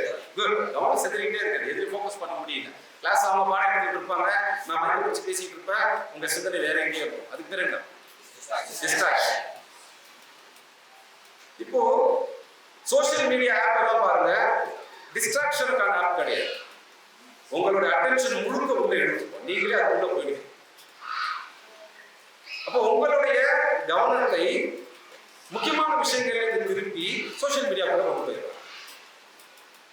நீங்க படிக்கிறதுக்கு இருக்கும், எக்ஸாம் இருக்கும், கொஞ்ச நேரம் மொபைல் பார்க்கலாம் அப்படின்னு எடுப்பீங்க, பார்த்தா 2.5 மணி நேரம் அதுல உட்கார்ந்து இருப்பீங்க. நீங்க ஆக்சுவலா செய்ய வேண்டிய வகையில் அது டிஸ்ட்ராக்ஷன். ராத்திரி 10 மணி ஆயிடுச்சு, ஆக்சுவலா வந்து 7-8 மணிக்கெல்லாம் தூக்கம் வந்துடும். 10 மணி ஆகியும் தூங்கல, 12 மணி ஆகியும் தூங்கல, ஏன்னா கையில் மொபைல் இருந்துகிட்டே இருக்கு. டிஸ்ட்ராக்ஷன். அந்த நேரத்தில் நீங்க செய்ய வேண்டியது தூங்கும், ஆனா அங்கே டிஸ்ட்ராக்ஷன். இப்போ இது எல்லாமே டிஸ்ட்ராக்ஷன் தான். இந்த ஹூக்கெல்லாம் போட்டு நம்ம டிஸ்ட்ராக்ட் பண்ணி வச்சிருக்கிறாங்க. அப்ப அதே ஆத்தர் ரெண்டாவது புக்கிலே எழுதுறாரு, இன்டிஸ்ட்ராக்டபிள். உங்க கவனத்தை யாரும் திசை திருப்ப முடியாது. அந்த மாதிரியான ஒரு ஆள் நீங்க. எப்படி உங்களை இன்டிஸ்ட்ராக்டபிள் ஆக்குறது? உங்க கவனத்தை திசை திருப்ப விடாம நீங்க போக்கஸ்டா இருக்கிறது எப்படி, சோசியல் மீடியால தப்பிக்கிறது எப்படி அப்படின்னு அவரே அடுத்த புக் எழுதுறாரு. எப்படி ஹூக் போட்டு உங்க எல்லாரும் உள்ள எடுக்கிறோம் அப்படின்னு புக் எழுதுறது. அடுத்த புக் எழுதுறாரு, எப்படி அந்த ஹூக்ல மாட்டாம தப்பிக்கிறது அப்படின்னு. ஏன்னா அவருக்கு தான் தெரியும் இல்லையா, அவர் தான் சொல்ல முடியும். ஆப்வியஸ் இல்லையா. நாங்கள் சின்ன வயசா இருக்கும்போது சில விளம்பரங்கள் வரும், சினிமா தேட்டருக்கு அப்புறம் போயிட்டு இருக்கோம், புலம் போறது இல்லை. அப்போ சினிமா ஆரம்பிக்கிறதுக்கு முன்னாடி விளம்பரம் போடுவோம். அது மாதிரி டிவியிலேயே விளம்பரம் வரும். இந்த புகையிலை பயன்படுத்தாதீர்கள். புகையிலைன்னா என்ன? இப்போ சிகரெட் ஸ்மோக் பண்றாங்க, அதுக்குள்ளே புகையிலை இருக்கும். பீடி, சுருட்டு, இது எல்லாத்துக்குள்ளே புகையிலை இருக்கும். இல்லை அதை வந்து பொடி பொடியாக்கி கொடுப்பாங்க. இந்த பான் மசாலான்னு சொல்றாங்களா, அதுல தான் இருக்கும். அதை எடுத்துட்டு வாயில அப்படி வருமா, கண்ணத்துக்கு வச்சுக்குவாங்க. வச்சா என்ன அந்த இடத்துல ஒரு போதை வரும், உடனே கேன்சர் வராது இல்லையா. உடனே கேன்சர் வந்தா அதுக்கப்புறம் யாரும் அதை வாங்க மாட்டாங்க. அந்த நேரத்துல நல்லா இருக்கும், ஜிப்புன்னு இருக்கும் ஏன். ஆனா தொடர்ச்சி அப்படி கண்ணத்துல வச்சு வச்சு வச்சு ஒரு 6-7 வருஷத்துக்கு பிறகு பாத்தீங்கன்னா இந்த கண்ணத்துல கேன்சர் வராது. நான் அந்த மாதிரி ஆட்களை நேரம் பார்த்துருக்கேன். நான் பிசியோதெரபி படிக்கும் போது வெவ்வேறு விஷயங்கள் ட்ரீட்மெண்ட் கொண்டு வருவாங்க. அப்ப அவருக்கு எலும்பெல்லாம் கூட அஃபெக்ட் ஆயிருக்கு. தொடர்ச்சியாக அந்த புகையிலை பொருட்களை பயன்படுத்துறவங்களுக்கு அந்த கண்ணத்துல வைக்கிறதுனால கண்ணு மட்டும் அஃபெக்ட் ஆகாது, அந்த பல்லுடைய நீர்கள் கம்ஸ் அஃபெக்ட் ஆகும், போன்ஸ், அதாவது நம்ம டீத்தும் போன் டைப் தான், அதனால பல்லு அஃபெக்ட் ஆகும், உடம்புடைய போன்ஸ் எல்லாம் வீக் ஆகும். ஒரு 5-6 வருஷம் தொடர்ச்சி யூஸ் பண்ணும்போது போன்ஸ் வீக் ஆகிடும். 10 வருஷம் அப்படின்னா அவருக்கு வந்து போன் பெரிய லெவலில் வீக் ஆகிடும், தட்டுனா உடஞ்சும். அந்த மாதிரி ஒரு பேஷண்ட்டை பார்த்துருக்கேன். பார்த்தோன்னே ஷாக் ஆயிடுச்சு. என்னங்க ஆச்சு அப்படின்னா, இல்ல தொடர்ச்சி அந்த கண்ணத்திலேயே அந்த பான் வச்சுக்கிட்டு புகையில வச்சுக்கிட்டே இருப்பாரு, கண்ணு ஓட்ட விட்டுருச்சு. விரல் இப்படி 3 விரல் உள்ள போற அளவுக்கு ஓட்டு. ஏன் இதெல்லாம் எங்களுக்கு இருக்குங்க, நாங்க என்ன புகையில போடுறோம் அப்படின்னு கேட்கலாம். புகையிலேயே டைரக்டா போடல, கூல் லிப்பாக நிறைய பேர் போடுறாங்க இல்லையா. கூல் லிப் அப்படின்னா என்ன? கூல் லிப் அப்படின்னா என்ன கேள்விப்பட்டிருக்கீங்களா? நிறைய பேர் கேள்விப்பட்டிருப்பாங்க. தமிழ்நாட்டுக்கு கூல் லிப்பை அறிமுகப்படுத்துறது ஒரு சினிமா படம். எந்த படம்? கிட்டத்தட்ட எல்லாருமே அந்த படத்தை பார்த்துருப்பீங்க. விக்ரம் பாருங்க, கரெக்டா சொல்றாங்க. தமிழ்நாட்டுக்கு கூல் லிப்பை அறிமுகப்படுத்துறது கமல்ஹாசன் நடிச்ச விக்ரம் அப்படிங்கிற படம். விக்ரம் ஆரம்பத்தில் ஒரு படம் 30 வருஷம் முன்னாடி, அந்த படம் இல்லை. இப்ப 2 வருஷத்துக்கு முன்னாடி லோகேஷ் கனகராஜ் டைரக்ஷன்ல வந்த விக்ரம் அப்படிங்கிற படத்துல கூல் லிப் இன்ட்ரோடியூஸ் பண்ணிருக்காங்க. யார் கூல் லிப் போடுவாங்க அதுல? விஜய் சேதுபதி. கூல் லிப் போட்டோட என்ன நடக்கும்? பவர் கிடைக்கும் இல்லையா. அது அடி வாங்கி கீழே கிடப்பாரு. அப்ப என்ன செய்வாரு? பாக்கெட்ல இருந்து கூல் லிப் எடுத்து இப்படி வச்சுக்குவாரு, அது கடிப்பார் இல்லையா. கடிச்ச உடனே என்ன நடக்கும்? உடனே உடம்புல ஒரு பெரிய எனர்ஜி பவர்லாம் கிடைச்சிரும். அவர் ஏன் எல்லாரையும் அடிச்சிருவாரு. இப்ப இதை பாக்குற உங்களை மாதிரி உள்ளவங்களுக்கு என்ன தோணும்? கூல் லிப்புங்கிறது பவர், கூல் லிப்புங்கிறது ஸ்ட்ரென்த். சும்மா இருக்கிறவங்க கூட கூல் லிப் எடுத்து அடிச்சுட்டா 10 பேரை அடிச்சிடலாம். கூல் லிப் அடி 10 பேரை அடி. அப்ப இதை பார்த்த உடனே ஒரு ஸ்ட்ராங்காக ஷார்ட்கட் போனீங்க. பைத்தியக்காரத்தனமா அவங்க ஜிம்முன்னு சொல்லிட்டு 1 வருஷம் 2 வருஷம் போயிட்டு இருக்கிறாங்க. நம்ம நேரா கூல் லிப் வாங்கி கிடைச்சா ஜிம்முக்கு போறவங்க அடிச்சிடலாம் அப்படின்னு நினைச்சிருக்கோம் இல்லையா. குறிப்பா இந்த வயசுல வந்து நமக்கு உடம்புல அப்படியே கொஞ்சம் கொஞ்சமா ஸ்ட்ரென்த் வர ஆரம்பிக்கும். கூலிப்பு அந்த ஸ்ட்ரென்த்தை பல மடங்கு அதிகப்படுத்தி விடுது அப்படின்னு சொல்லி அந்த படத்துல காமிச்சு விட்டாங்க. ஏன்னா அந்த படத்துல விஜய் சேதுபதி பாத்தீங்கன்னா அப்படியே நல்லா ஆம்சோடலாம் இருப்பாரா? இருக்க மாட்டாரு. எப்படி இருப்பாரு? நல்லா ஃபேட்டியா இருப்பாரு இல்லையா? நல்ல சதை. இதெல்லாம் சண்டை போடுவாரா அப்படின்னு இருக்கும். எப்ப சண்டை போடுவாரு? கூலிங் சாப்பிட்ட உடனே நினைச்சு ஒரே அடி அடிப்பாரு, எல்லாம் கீழே வந்துடுவாங்க. நான் சொன்னேன் இல்லையா, சில வகையான மார்க்கெட்டிங், சில வகையான அட்வர்டைஸ்மெண்ட் டைரக்டா நடக்கும், இன்டைரக்டா நடக்கும். இந்த படம் அந்த மாதிரியான ஒரு அட்வர்டைஸ்மெண்ட். இந்த படம் கூலிப்புக்கு ஒரு அட்வர்டைஸ்மெண்டாக அமைந்தது. எங்காவது டிவி விளம்பரத்துல கூலிப் அட்வர்டைஸ்மெண்ட் வந்து பார்த்துருக்கோமா? கிடையாது. இல்ல யூடியூப்ல வீடியோ பார்க்கும்போது கூலிப் அட்வர்டைஸ்மெண்ட் வந்து பார்த்துருக்கோமா? கிடையாது. இல்ல நியூஸ் பேப்பர்ல மேக்சின்ல எங்கேயாவது கூலிப் அட்வர்டைஸ்மெண்ட் வந்து பார்த்துருக்கோமா? கிடையாது. இங்கேதான் கவனமா இருக்கணும். நமக்கே தெரியாம நம்ம தலையை கழுவுறதுக்கு ஆட்கள் வருவாங்க, பிரெயின் வாஷ் பண்றதுக்கு வருவாங்க. இந்த சினிமா படம் அப்படி ஒரு அட்வர்டைஸ்மெண்ட். கூல் லிப் சாப்பிட்றதை ஒரு கூல் திங்காக ஆக்கி வச்சது விக்ரம். அதுக்கு முன்னாடி இருக்க தமிழ்நாட்டில் கூல் லிப்புங்கிறது பரவாயில்ல, யாருக்கும் தெரியாது. எங்கேயோ மெட்ராஸ்ல ஒரு சிலருக்கு தெரிஞ்சிருக்கும், கோயம்புத்தூர்ல ஒரு சிலருக்கு தெரிஞ்சிருக்கும். ஒட்டுமொத்த தமிழ்நாட்டுக்கும் கூல் லிப் அப்படிங்கிற ஒரு போதைப் பொருளை அறிமுகப்படுத்தி வச்சது விக்ரம் படம். அப்ப விக்ரம் படம் ஆக்சுவலா என்ன செஞ்சிருக்கு? போதைப் பொருளை மார்க்கெட்டிங் பண்ணியிருக்கு. ஆனா போதைப் பொருள் மார்க்கெட்டிங்கான ஒரு மார்க்கெட்டிங் டூல், அது ஒரு அட்வர்டைஸ்மெண்ட் யாராவது நினைச்சோமா? இல்ல, அது ஒரு படமா நினைச்சுக்கிட்டோம். ஆனா நம்மளே அறியாமலேயே கூல்லிப் அப்படிங்கிற அந்த வார்த்தை, கூல்லிப் என்ன செய்யும் அப்படிங்கறதெல்லாம் நமக்குள்ள பதிவு வச்சுட்டாங்க. நீங்க கூல்லிப்பை பயன்படுத்தாத ஒரு ஆளா இருக்கலாம், ஆனா கூல்லிப் என்ன தெரியுது இல்ல உங்களுக்கு. அப்ப நாளைக்கு நீங்க கூல்லிப் வாங்கி பயன்படுத்தலாம். அது ஃபவுண்டேஷன் போட்டது யாரு? அடிப்படை போட்டது யாரு? லோகேஷ் கனகராஜ். இந்த மாதிரி நிறைய சொல்லலாம். தமிழ் சினிமாக்கள், இப்ப நான் இதை யாரும் திட்டுறதுக்காக சொல்லல, இது ஒரு அனாலிசிஸ், ஒரு ஆராய்ச்சி. தமிழ் சினிமாவில் வந்து அந்த காலத்து சினிமாக்கள் அப்படின்னு வரும்போது அது ஒரு நல்ல விஷயம் இருக்கும். என்ன அப்படின்னா, ஹீரோ தண்ணி அடிக்க மாட்டார். ஹீரோவுக்கு போதைப் பொருள் புழக்கம் அப்படிங்கிறது இருக்காது. தண்ணி அடிச்சா அவர் வில்லன் தான். அந்த காலத்துல வில்லனை காட்டணும் அப்படின்னா அவர் வந்து ஒரு பாட்டில கையில் வச்சிருப்பாரு, அவர் வந்து சிகரெட் பிடிச்சிட்டு இருப்பாரு அப்படின்னா அவர் வில்லன், கெட்டவர். இல்லைன்னா கெட்டவர். ஹீரோ எப்போ நல்லவன் தான். ஹீரோ ஒருபோதும் போதைப் பொருள் பயன்படுத்த மாட்டார் இல்லையா? அவர் சிகரெட் ஸ்மோக் பண்ண மாட்டார், தண்ணி அடிக்க மாட்டார். ஆனா கெட்டவனை காட்டும் போது ஃபர்ஸ்ட் ஷாட் எப்படி காட்டுவாங்க தெரியுமா? முன்னாடி பாட்டு அப்படியே ஸ்மோக் பண்ணிட்டு இருப்பார், தம் அடிச்சுட்டு இருப்பார். அப்படின்னா அவர் யாரு? வில்லன். வில்லன்றது நல்லவனா கெட்டவனா? ஆனா இன்னைக்கு எம்ஜிஆர் ஹீரோவா நடிப்பது இப்படித்தான். எம்ஜிஆர் வந்து பாட்டில கையில் எடுத்து நீ பார்க்கவே முடியாது. அவர் எந்த படத்துலயும் அந்த மாதிரி பார்க்கறது. ஹீரோவா நடிச்ச எல்லா படத்துலயுமே சுத்தமான மனுஷன், நல்ல ஒழுக்கமான மனுஷன் அப்படின்னு தான் இருப்பார். ஒழுக்கமானவன் தான் ஹீரோ. ஒழுக்கம் இல்லாதவன் வில்லன், கெட்டவன். ஒழுக்கம் இல்லாதவன் கெட்டவன், கெட்டவன் தான் வில்லன். இதுதான் எம்ஜிஆர் காலத்து படங்கள் எல்லாம். அது முதல்ல உடைச்சது நம்ம சூப்பர் ஸ்டார். யார் சூப்பர் ஸ்டார்? ரஜினிகாந்த். அவர் தான் வந்து சிகரெட் பிடிக்கிறதே ஸ்டைல் ஆக்கி வச்சார். அப்படி தூக்கி போடுவாரு, அப்படியே பிடிப்பாரு இல்லையா? பல விதமா ஸ்மோக் பண்ணார், ரவுண்ட் ரவுண்டா போடுவாரு. அதெல்லாம் வந்து ஒரு ஹீரோயிசமாக ஆக்குனது அவருடைய படங்கள் போல. சரி, எங்க விட்ட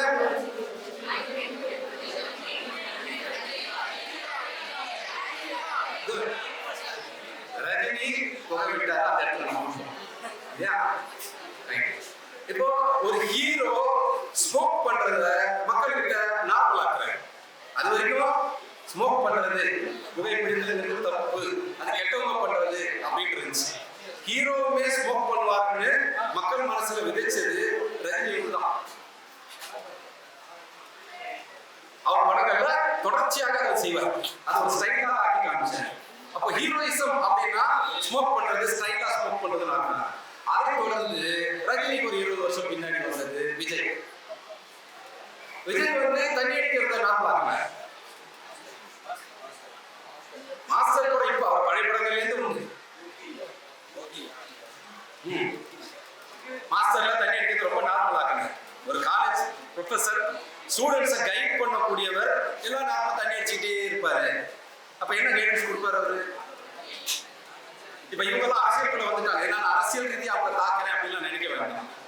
அந்த டாபிக்கே நம்ம போல சமூகத்துல எந்த விதமான தாக்கம் இம்பாக்ட் அவங்க ஏற்படுத்தி இருக்கிறாங்க அப்படின்னு தான். சச்சின் ஒரு படம் நடிச்ச ரிலீஸ் கூட பண்ணி இருக்கிறாங்க. காலேஜுக்குள்ளேயே பாட்டு வச்சு சுத்துவார், காலேஜுக்குள்ளேயே பாட்டு வச்சு சுத்துவார். அப்ப ஹீரோக்கள் அப்படிங்கிறது புகைப்பிடிக்க மாட்டாங்க, மது அருந்த மாட்டாங்கன்றத ரஜினி உடைச்சி ஹீரோலாம் ஸ்டைலா புகைப்பிடிக்கிறது அப்படிங்கிறது ஆகுங்க. விஜய் அதை உடைச்சி ஹீரோக்கள்லாம் ஸ்டைலா தண்ணி அடிப்பாங்க அப்படின்னு ஆகுங்க. ஹீரோஸ் மட்டுமா, காமெடிகளும் அதை தான் செய்வாங்க அப்படின்னு சந்தானம் எல்லா படத்துலையும் இதை செஞ்சு காமிச்சிட்டாரு. ஒருத்தர் எழுதுற பேஸ்புக்ல, சந்தானம் எல்லா படத்துலையும் நடிச்சாரோ இல்லையோ பிடிச்சாரு, நடிச்சாரோ இல்லையோ பிடிச்சாரு, எல்லா படத்துலையும் அந்த மாதிரி. அப்ப அது ஒரு நார்மலான விஷயமாக ஆக்கி வச்சுட்டான். இதெல்லாம் பார்த்து பார்த்து வளர்றதுல நமக்கு எப்படி இருக்கும்? இதெல்லாம் நார்மல் மட்டும் இல்ல, இதுதான் வந்து ஹீரோயிசம் அப்படின்னு நமக்கு நினைக்க தோணும். இதெல்லாம் மார்க்கெட்டிங். போதை பொருட்களை எவ்வளவு பக்குவமா மார்க்கெட்டிங் பண்றாங்க. அதே சினிமா தியேட்டர்லயோ அல்லது வீட்டுல உட்காந்து வீடியோ பார்க்கும் போதோ புகைப்பிடித்தல் அப்படின்னு அடிச்சு விட்டு உடல் நலத்துக்கு கேடானது, கேன்சர் வரும் அப்படின்னு விளம்பரத்தை போட்டுட்டு அந்த படத்துக்குள்ள ஸ்டைலா புகைப்பிடித்தால் நீங்கள் ஹீரோ, ஸ்டைலா தண்ணி அடித்தால் நீங்கள் ஹீரோ அப்படின்னு ஆக்கி வைக்கிறாங்க. இதெல்லாம் என்ன? இதெல்லாம் மார்க்கெட்டிங். ஒரு சினிமா படம் அப்படிங்கிறது வெறும் என்டர்டைன்மெண்ட் மட்டும் கிடையாது. நம்ம அதை என்டர்டைன்மெண்ட் கோணத்துல அனுபவம். ஆனா அந்த படத்தை எடுக்கிறவங்க, குறிப்பா அந்த படத்தை எடுக்கிறதுக்கு காசு கொடுக்குறாங்க பாத்தீங்களா, ப்ரொடியூசர் அப்படின்னு சொல்லுவாங்க, அவங்களுக்கெல்லாம் இந்த மாதிரி ஒரு வருமானம் தேவை. சிகரெட் கம்பெனி அவங்களுக்கு காசு கொடுக்கணும். இப்ப ஜேம்ஸ் பாண்ட் படம் எல்லாம் பாத்தீங்கன்னா தெரியும், ஒரு பிராண்டுக்கு அட்வர்டைஸ்மெண்ட் வரும். இந்த கார் உடனே அந்த பிராண்டை கேட்கணும், அந்த பிராண்ட் உங்க மனசுல பதியும். இந்த மாதிரி ஹாலிவுட் மூவிஸ்ல ஸ்டார்ட் பண்ணி வச்சாங்க, தமிழ்நாட்டு மூவிஸ்ல பரவலாக்காங்க. அப்ப இதெல்லாம் என்ன அப்படின்னா, இதெல்லாம் மார்க்கெட்டிங், இதெல்லாம் அட்வர்டைசிங். ஆனா அட்வர்டைசிங் அப்படின்னு தெரியாமலேயே நம்ம மாட்டி இருக்கிற விஷயம். இதெல்லாம் நமக்கான ஹூக், நமக்கான கொக்கிகள். அப்படியே கொக்கி போட்டு உள்ள எடுத்துட்டாங்க. எதுக்குள்ள எடுத்தாங்க? நல்ல வாழ்க்கையை நோக்கியா? இல்ல, நம்ம வாழ்க்கையை சீரழிக்கிறத நோக்கி.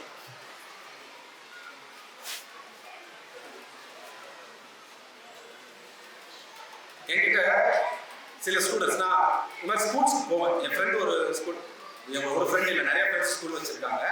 அதில் என் க்ளோஸ் ஃப்ரெண்ட் பாண்டிச்சேரி அப்படிங்கிற ஊரில், நான் பாண்டிச்சேரியில் ஸ்கூல் வச்சிருக்கேன். அப்போ உங்கள் ஏஜ் குரூப்போட அடிக்கடி நான் இன்ட்ராக்ட் பண்ணுவேன். வாரத்துக்கு ஒரு கிளாஸ் எடுக்க சொல்லுவோம், இஸ்லாமிக் கிளாஸ், குரான் பற்றி கிளாஸ். அந்த கிளாஸ் இந்த டாபிக்லாம் வரும், குரான் பற்றி கிளாஸ் இந்த டாபிக்லாம் பேசுவோமா அப்படின்னா பேசுவோம். அப்போ அதில் ஒரு கேள்வி வந்து, கிளாஸ் முடிச்சோடனே பசங்க தனியாக சில நேரம் வந்து கேள்வி கேட்பான். உங்க ஏஜ் குரூப்புக்காரங்க என்னை தனியாக கூப்பிட்டு கேள்வி கேட்டா அது ஒரு மொத்தமே 3 டாபிக் தான் வரும். அதுல ஒண்ணு லவ் மேட்டர் ஆகும். அப்ப சார் எனக்கு இந்த பொண்ணு பிடிச்சிருக்குது, என்னால வந்து யோசனையை கண்ட்ரோல் பண்ண முடியல, எப்பதான் ஒரு பொண்ணை பத்தி நினைச்சிட்டு இருக்கிறேன், எனக்கு படிப்பு அஃபெக்ட் ஆகுது, என்ன செய்யலாம் அப்படின்னு கேட்கிறான். யார் பார்க்க போன? கிளாஸ்மேட், என் கிளாஸ்ல பொண்ணு.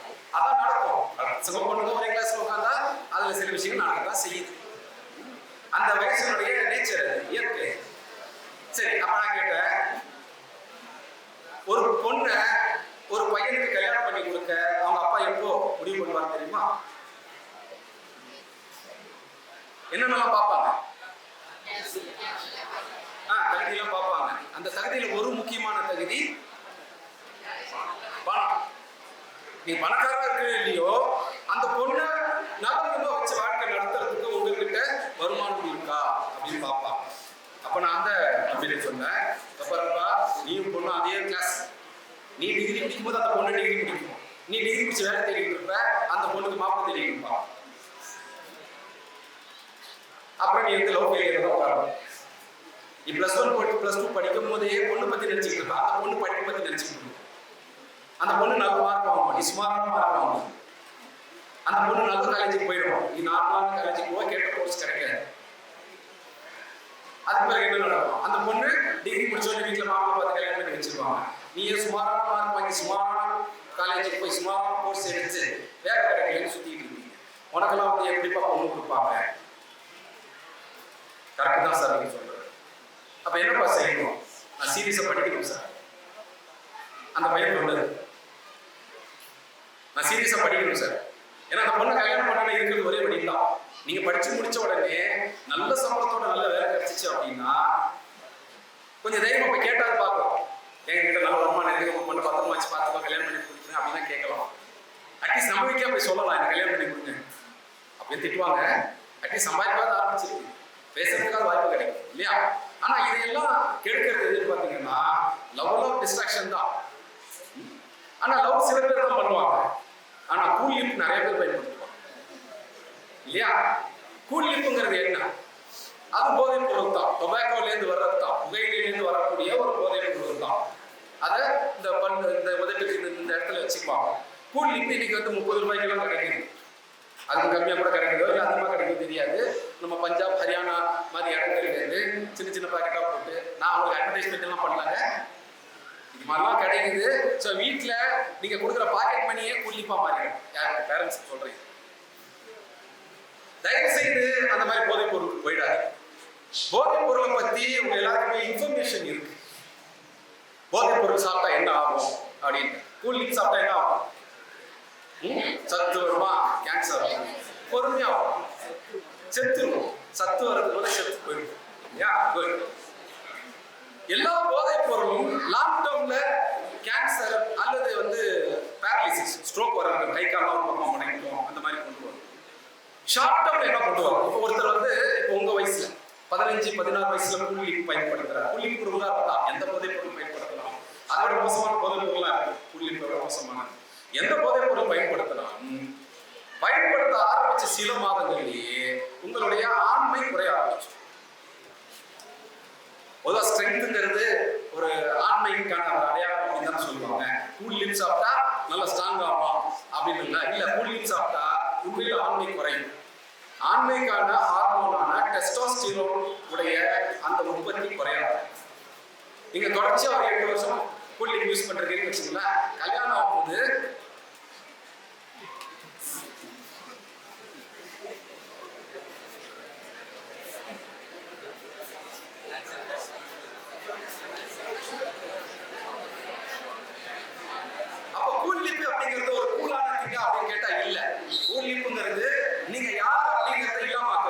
உங்களுடைய ஆண் தன்மையை இல்லாமல் ஆக்குவது, உங்களுடைய புத்தியை இல்லாமல் ஆக்குவது,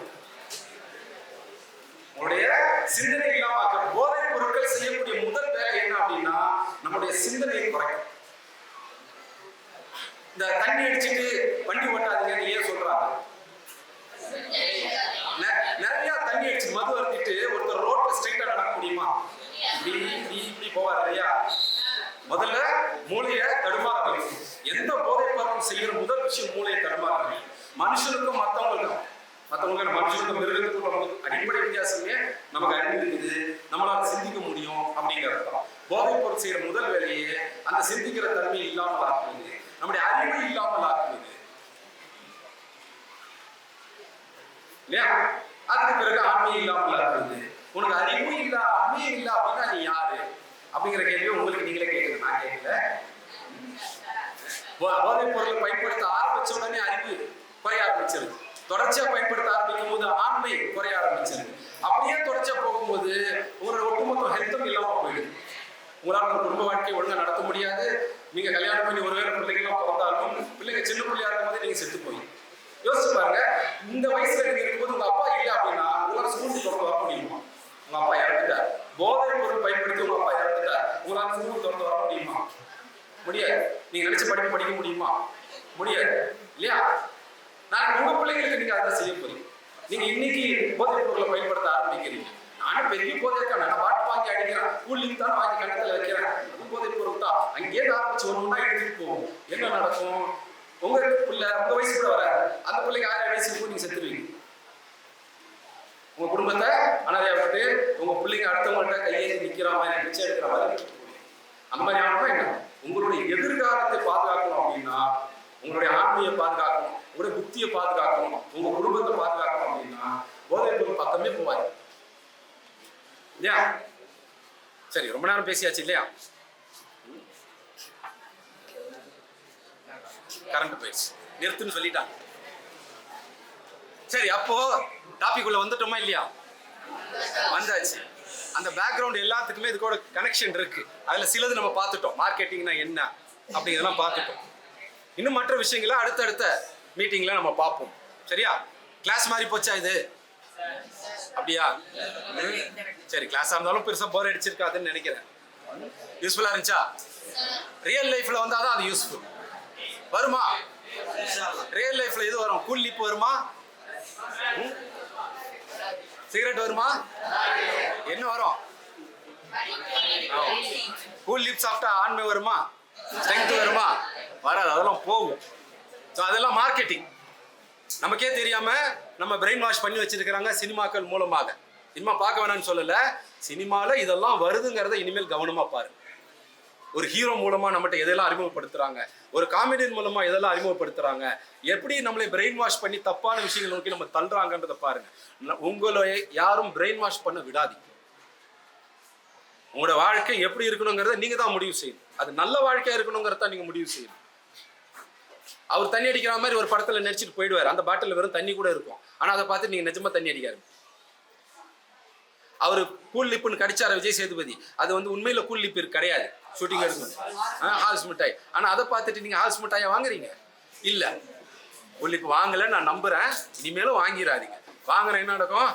அவரு சம்பாரிச்சுட்டு போயிட்டே இருப்பாரு. நம்ம காலி. பணமும் சம்பாதிக்க மாட்டோம், குடும்பம் உருவாகாது. கல்யாணம் பண்ணா கூட வந்து மனைவி விட்டுட்டு போயிடுவாங்க. என்ன ஆன்மீகம் இருக்காது. ஃபேக்டர் தான் இல்லையா?